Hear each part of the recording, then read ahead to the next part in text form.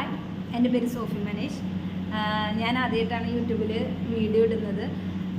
ഞാനിപ്പോൾ അങ്ങനെ വീഡിയോ ഇടാനൊന്നും ഉദ്ദേശിച്ചിരുന്ന ആളല്ല. പക്ഷേ ഇപ്പോൾ ഒരു വീഡിയോ ഇടാൻ കാരണം ഞാനൊരു മൂവി കണ്ടായിരുന്നു കഴിഞ്ഞ ദിവസം, ഓഫീസർ ഓൺ ഡ്യൂട്ടി. നല്ല അടിപൊളി മൂവിയാണ്. ഞാൻ സാധാരണ അങ്ങനെ ക്രൈം ത്രില്ലറൊന്നും അങ്ങനെ തിയേറ്ററിൽ പോയി കാണുന്ന ആളല്ല. എന്തെങ്കിലും ഫണ്ണോ എൻ്റർടൈൻമെൻറ്റോ അങ്ങനത്തെയൊക്കെ മൂവിയാണ് സാധാരണയായിട്ട് തിയേറ്ററിൽ പോയി കാണുന്നത്. വേറെ ഒന്നും കൊണ്ടല്ല, ക്രൈം ത്രില്ലർ പോയി കാണുമ്പോൾ എന്തോ ഭയങ്കര ഒരു ആ തിയേറ്റർ എഫക്റ്റും എല്ലാം കൂടിയാകുമ്പോൾ നമുക്കൊരു എന്തൊരു വിഷമം പോലെയാണ് എല്ലാം കണ്ടുവരുമ്പോൾ. അപ്പോൾ അതിൻ്റെ ആവശ്യമില്ലല്ലോ, ഇച്ചിരി ഫണ്ണായിട്ട് കുറച്ച് അങ്ങനെ ഹാപ്പിയൊക്കെ ആയിട്ട് വരാമെന്നുള്ള രീതിയിൽ അങ്ങനത്തെ സിനിമകളൊക്കെ ഇറങ്ങുമ്പോഴാണ് ഞാൻ തിയേറ്ററിൽ പോയി കാണാറ്. എൻ്റെ കാര്യമാണ് കേട്ടോ. അപ്പോൾ അങ്ങനെ ഇപ്പം എല്ലാവരും പറഞ്ഞു നല്ല മൂവിയാണെന്ന് പറഞ്ഞ് അങ്ങനെ പോയി കണ്ടത് ഓഫീസർ ഓൺ ഡ്യൂട്ടി. നല്ല അടിപൊളി മൂവി തന്നെയായിരുന്നു കേട്ടോ. അതുകൊണ്ട് തന്നെയാണ് ഞാൻ ഈ വീഡിയോ ഇടാൻ വേണ്ടിയിട്ട് വന്നത്. കാരണം അത് കണ്ടപ്പോൾ തൊട്ട് പറഞ്ഞ പോലെ തന്നെ എനിക്ക് ഭയങ്കര മൂവി കണ്ടിറങ്ങിയപ്പോൾ തൊട്ട് എനിക്ക് മനസ്സിന് ഭയങ്കര ഭാരമായിരുന്നു. കാരണം തന്നെ അതിലത്തെ കണ്ടന്റ് ആട്ടോ. കാരണം ഇപ്പോൾ നടക്കുന്ന എത്ര ന്യൂസ് ഇപ്പം നമ്മുടെ TV തുറന്നു കഴിഞ്ഞ് കഴിഞ്ഞാൽ അത് റിലേറ്റഡ് ഫിലിം തന്നെയാണ്. കുറേ മയക്കുമരുന്നും അങ്ങനത്തെ കാര്യങ്ങൾ കേട്ടോ. ഞാൻ ഇത് പറയാൻ കാരണം എനിക്ക് കുറേ റിലേറ്റഡ് ആയിട്ട്, ഞാൻ ഒരു നേഴ്സാണ്. അപ്പം ഞാൻ ഇങ്ങനത്തെ കുറേ റിലേറ്റഡ് ആയിട്ടുള്ള കാര്യങ്ങൾ ഹോസ്പിറ്റലിൽ കണ്ടിട്ടുണ്ട്. അതുകൊണ്ടാണ് എനിക്ക് ഭയങ്കരമായിട്ട് ആ സിനിമ കണ്ടപ്പോൾ ഭയങ്കരമായിട്ടൊരു വിഷമം തോന്നിയതും ഞാൻ അങ്ങനെ ഒരു വീഡിയോ ആയിട്ട് നിങ്ങളുടെ അടുത്തേക്ക് വന്നത്. കാരണം കുറേ പേര് ചിന്തിക്കുന്നുണ്ടോ, ഇതൊരു മൂവിയല്ലേ, ഇങ്ങനെയൊക്കെ ഉണ്ടോ ശരിക്കും? ചിലരൊക്കെ കുറേ സാധുക്കളായ കാരണമാണോ എന്താണെന്നറിയില്ല, കുറേ പേര് അങ്ങനെയാണ്. ഇത് മൂവിയല്ലേ, ഇങ്ങനെയൊക്കെ ഉണ്ടാവുമോ കൊലപാതകം? നമ്മുടെ ന്യൂസ് തുറന്നു കഴിഞ്ഞാൽ ഇപ്പം അതന്നെ ഉള്ളൂ. നമ്മുടെ പിള്ളേർ ഇപ്പോഴും നമുക്ക് വലുതാണ്, ഏറ്റവും വലുതാണ്. ഇപ്പം എന്ന് വെച്ചിട്ടുണ്ടെങ്കിൽ 1ഉം 2ഉം ഒക്കെ മക്കളുള്ളൂ എല്ലാവർക്കും. അപ്പം നമുക്ക് അത്രയും വലുതാണ് നമ്മുടെ ഓരോ മക്കളും. നമ്മളൊരിക്കലും നമ്മുടെ മക്കൾ ഈ വഴിയിൽ നടക്കുന്നത് നമ്മൾ ചിന്തിക്കുക കൂടിയില്ല. പക്ഷെ നമ്മളൊന്നും അറിയുന്നില്ല, അതാണ് സത്യം. കാരണം ഇപ്പോഴത്തെ ഒട്ടുമിക്ക സ്കൂളുകളിലും നോക്കിക്കഴിഞ്ഞ് കഴിഞ്ഞാൽ ഇങ്ങനത്തെ പല കേസുകളും ഉണ്ട്. നമ്മൾ പുറത്തേക്ക് അറിയുന്നില്ല എന്നുള്ളൂ. കാരണം ഒരുവിധം ഹോസ്പിറ്റലിൽ തന്നെ ഇങ്ങനത്തെ ഒരുവിധം സ്കൂളുകളിൽ ഇങ്ങനത്തെ ഓരോ കേസുകൾ ഉണ്ടാവുമ്പോൾ തന്നെ അവർ സ്കൂളിൻ്റെ ഉള്ളിൽ തന്നെ അത് ഒതുക്കി തീർക്കും. കാരണം ഇങ്ങനത്തെ ന്യൂസുകളൊന്നും അവർ പുറത്തേക്ക് വിടില്ല. കാരണം അത് സ്കൂളിൻ്റെ ഇതിനെ ഭയങ്കരമായിട്ട് ബാധിക്കും. പിന്നെയുള്ള അഡ്മിഷൻസ് വരാനും സ്കൂളിൻ്റെ പേരിനെ ഭയങ്കരമായിട്ട് ബാധിക്കും. അതുകൊണ്ട് അവർ ഒരുവിധം ന്യൂസുകളൊന്നും പുറത്തേക്ക് വിടില്ല. ആ സ്കൂളിൽ പഠിക്കുന്ന ചിലപ്പോൾ വേറെ ക്ലാസ്സിൽ പഠിക്കുന്ന പിള്ളേർക്കോ മാതാപിതാക്കന്മാർക്കോ പോലും ഇങ്ങനത്തെ കാര്യങ്ങളൊന്നും അറിയില്ല. അതാണ് മെയിൻ കാര്യം. ആ എഫക്റ്റഡ് കുട്ടിക്കോ അവരുടെ പാരൻസിനോ അങ്ങനെ ചുരുക്കം പേരിൽ അത് ഒതുങ്ങി തീരും. അങ്ങനെയാണ് മിക്ക കേസുകളും ഉണ്ടാവാറ്. നമ്മൾ പല കാര്യങ്ങളും കേട്ടിട്ടുണ്ട്. നമ്മുടെ മക്കൾ നമുക്ക് വലുതാണ്. നമ്മുടെ മക്കളെ എത്രത്തോളം നമ്മൾ സ്നേഹിക്കുന്നു അവരുടെ മേലെ നമുക്ക് അത്രത്തോളം കരുതലും ഉണ്ടാവണം. അപ്പം നമ്മൾ ടീച്ചർമാർക്ക് നമുക്ക് കുറച്ചും കൂടി ഫ്രീഡം കൊടുക്കണം. കാരണം അവരുടെ അടുത്ത് എക്സ്ട്രാ നമ്മൾ ടീച്ചറെ ഞങ്ങളുടെ മക്കളെ നോക്കണം. അവരെന്തെങ്കിലും ചെറിയ തെറ്റ് ചെയ്യാന്ന് വെച്ചിട്ടുണ്ടെങ്കിൽ അപ്പം തന്നെ ഞങ്ങൾ ഇൻഫോം ചെയ്യണം. അവർക്ക് എന്തെങ്കിലും ചെറിയ രീതിയിൽ പണിഷ്മെൻറ്റോ അങ്ങനത്തെ എന്തെങ്കിലും കാര്യം കൊടുക്കാനുള്ള ഫ്രീഡം അവർക്ക് കൊടുക്കാം. ഇപ്പം ചേച്ചിയൊക്കെ പറയണ കേൾക്കാം, ഇപ്പോഴത്തെ പിള്ളേരെ ഒന്നും പറയാൻ പാടില്ല. നമ്മളിപ്പോൾ തല്ലിലില്ല, അതൊക്കെ നിർത്തിയല്ലോ. പിന്നെ എന്തെങ്കിലും വാക്കിൽ പറഞ്ഞാൽ തന്നെ പിള്ളേർ പോയി പറഞ്ഞു കഴിഞ്ഞാൽ മാതാപിതാക്കന്മാർ പിറ്റേ ദിവസം വേണ്ട, അപ്പം തന്നെ ഫോൺ വിളിയാണ്. എൻ്റെ ടീച്ചറെ എൻ്റെ കൊച്ചിനെ ഇങ്ങനെ പറഞ്ഞു എന്ന് കേട്ട് എന്താ റീസൺ എന്ന് പോലും ചോദിക്കില്ല. എന്തിനിങ്ങനെ പറഞ്ഞു, അതാണ് മെയിൻ ചോദ്യം. ഏത് കുട്ടിയാ എപ്പോഴാണ് ഇതിൽ ചെന്ന് വീഴുക? ഈ കെണിയിൽ, ഇതൊരു കെണി തന്നെയാണ്. ഈ കെണിയിൽ ആരെപ്പോഴും വീഴാന്നൊന്നും നമുക്ക് പറയാൻ പറ്റില്ല. നമ്മുടെ മോനാണോ അല്ലെങ്കിൽ നമ്മുടെ മോളാണോ, നമ്മുടെ അയൽവക്കത്തുള്ള ആൾക്കാരാണോ, ഒന്നും നമുക്ക് പറയാൻ പറ്റില്ല. നമ്മളെപ്പോഴും നമ്മുടെ പിള്ളേരെ ഒരു എക്സ്ട്രാ കെയർ കൊടുക്കുക. നമുക്ക് സ്കൂളുകളിലുണ്ട്, സ്കൂളിൽ ടീച്ചർമാർ നോക്കില്ലേ, പ്രിൻസിപ്പൽ നോക്കില്ലേ, അങ്ങനെയൊന്നും പറഞ്ഞിട്ട് കാര്യമില്ല. നമ്മുടെ പിള്ളേരെ നമ്മൾ തന്നെ നോക്കണം. എൻ്റെ ചേച്ചി ടീച്ചറാണ്. ചേച്ചി പല കേസുകളും പറഞ്ഞു കേൾക്കാം. ചേച്ചി ചെറിയ പിള്ളേരെ പഠിക്കുന്ന സ്കൂളിലാണ്. പക്ഷേ ചേച്ചിയുടെ ഫ്രണ്ട്സ് ടീച്ചർമാർ അങ്ങനെ കുറേ പേര് പറഞ്ഞ് കേൾക്കാം.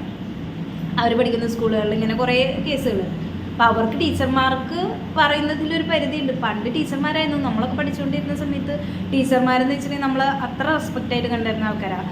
പ്രിൻസിപ്പൾ അങ്ങനെയുള്ള ആൾക്കാരൊക്കെ ആകുമ്പോൾ നമ്മൾ പേടിച്ച് മുട്ട് ഇറക്കും. അങ്ങനെയായിരുന്നു. പക്ഷേ ഇപ്പോഴത്തെ പിള്ളേർക്ക് ടീച്ചർമാരും പേടിയില്ല, പ്രിൻസിപ്പലിനും പേടിയില്ല, ആരും പേടിയില്ല. അത് ഒരു പരിധിവരെ നമ്മുടെ മാതാപിതാക്കന്മാരാണ് അതിന് കാരണക്കാർ. കാരണം പിള്ളേരെ അടിക്കാൻ പാടില്ല, നോക്കാൻ പാടില്ല, പണിഷ്മെൻറ്റ് പാടില്ല, ചീത്ത പറയാൻ പാടില്ല, ഒന്നും പറയാൻ പാടില്ല.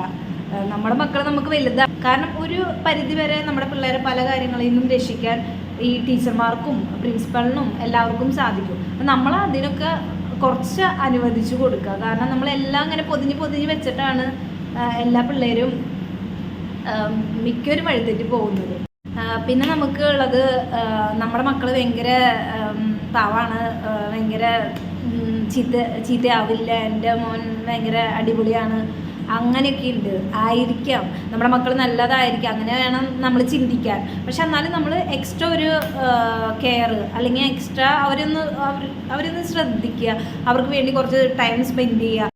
അഥവാ നമ്മുടെ മക്കൾക്ക് ആർക്കെങ്കിലും ഇതുപോലെ ലഹരി മരുന്നിൻ്റെ എന്തെങ്കിലും ഉപയോഗമുണ്ടെന്നുണ്ടെങ്കിൽ നമ്മൾക്കത് മനസ്സിലായെന്നുണ്ടെങ്കിൽ നമ്മളത് ഏതെങ്കിലും രീതിയിൽ ഈ ഒരു ലഹരിയുടെ അടിമയായി കഴിഞ്ഞ് കഴിഞ്ഞാൽ ചിലപ്പോൾ നമ്മൾ പറയണ ഒന്നും മക്കൾ കേട്ടൊന്നും വരില്ല.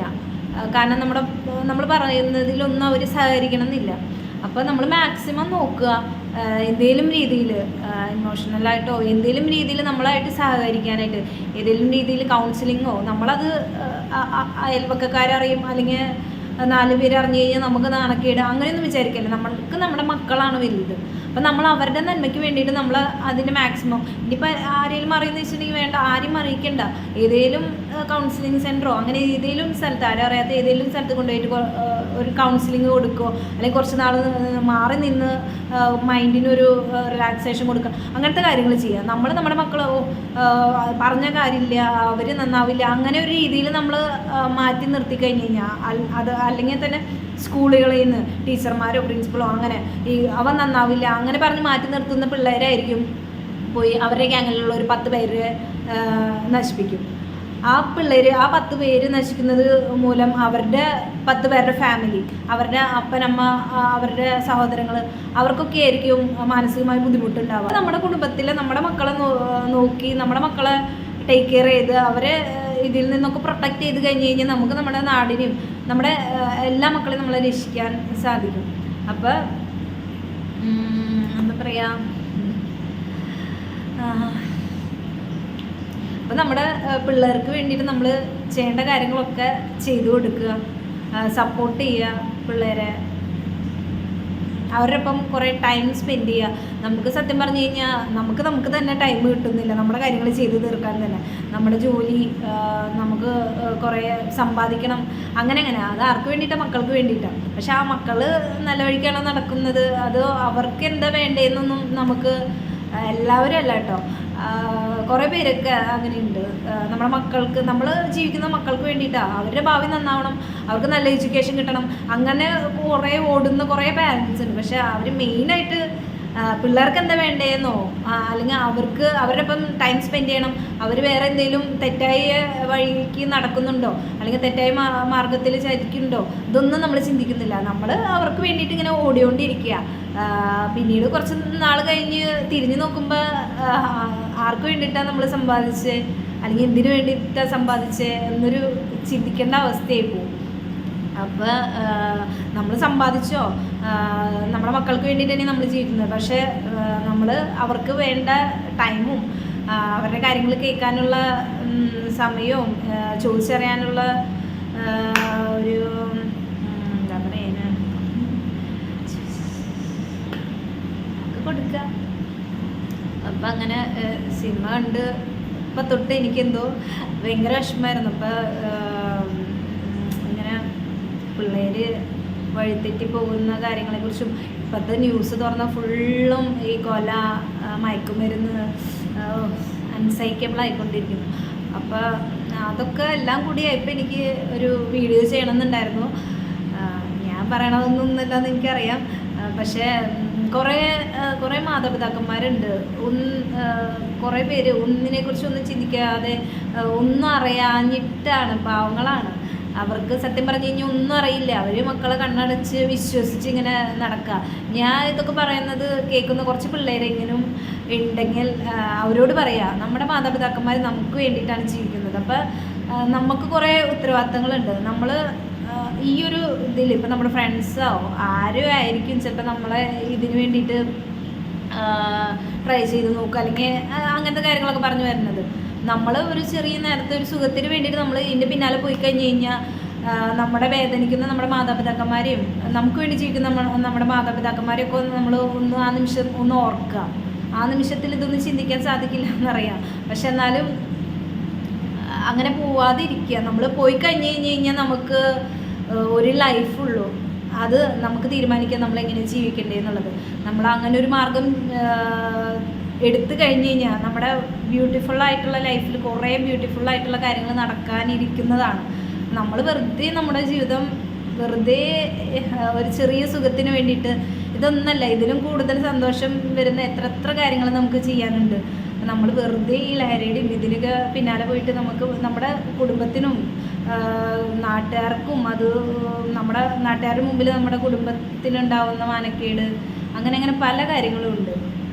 അപ്പോൾ നമ്മളതൊക്കെ ചിന്തിച്ച് മക്കളാണെന്ന് വെച്ചിട്ടുണ്ടെങ്കിൽ കുഞ്ഞുമക്കളത് കേൾക്കണമെന്നുണ്ടെങ്കിൽ നിങ്ങൾക്ക് അറിയുന്ന ഫ്രണ്ട്സിൻ്റെ അടുത്തും ഇങ്ങനത്തെ എന്തെങ്കിലുമൊക്കെ ലഹരിയുടെ അടിമകളായി മാറിക്കൊണ്ടിരിക്കുന്ന നിങ്ങളുടെ കൂട്ടുകാർ അല്ലെങ്കിൽ ഈ ഒരു മാർഗത്തിലേക്ക് നിങ്ങൾ പോവാതിരിക്കുക. അപ്പോൾ നമുക്ക് ചെയ്യാൻ പറ്റുന്ന കാര്യങ്ങളൊക്കെ നമ്മൾ ചെയ്യാം. അപ്പോൾ ശരി, എൻ്റെ വീഡിയോ ഇത്ര നേരം കേട്ടിരുന്നതിന് എല്ലാവർക്കും താങ്ക് യു. അപ്പോൾ എല്ലാവരും സേഫായിരിക്കുക, സന്തോഷമായിരിക്കുക. Okay, by.